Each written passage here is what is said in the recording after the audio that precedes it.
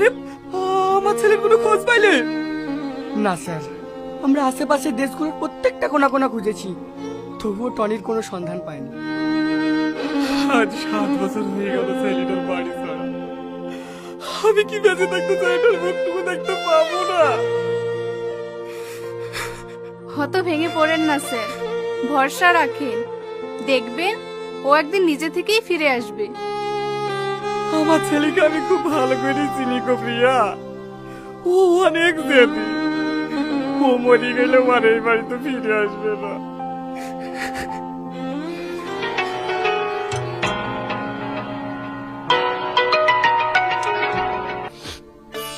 হ্যাঁ বলেন sir, Tony খোঁজ পাওয়া গেছে, ও এক্ষুনি আমাকে ফোন করেছে।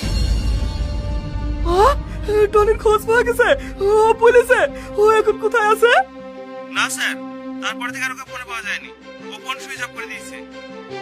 তবে চিন্তার কিছু নেই, ওর ফোনের লাস্ট লোকেশন আমরা পেয়ে গেছি, আপনি তাড়াতাড়ি চলে আসুন। হ্যাঁ, আমি এক্ষুনি আসছি।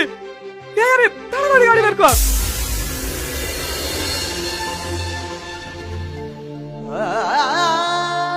ভাই বলো না তুমি কে? তোমার এক ফোনে এত বড় অনেক করে পরে আমাকে চাইতে চলে গেল। বলো না বাপ, বলো না তুমি কে? ওগো সত্যি করে বলো না তুমি কে? আমি কোনো সাধারণ ঘরের ছেলে না। তোমার মনে আছে যেদিন আমাদের প্রথম দেখা হয়?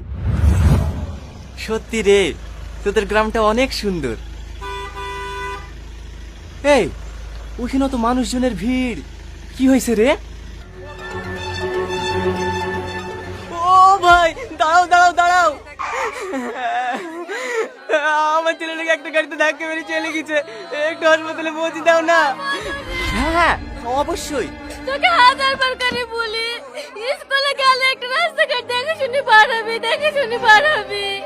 কোন আমাদের বাচ্চা আমার ছেলেটাকে ধাক্কা মেরে চলে গেল রে।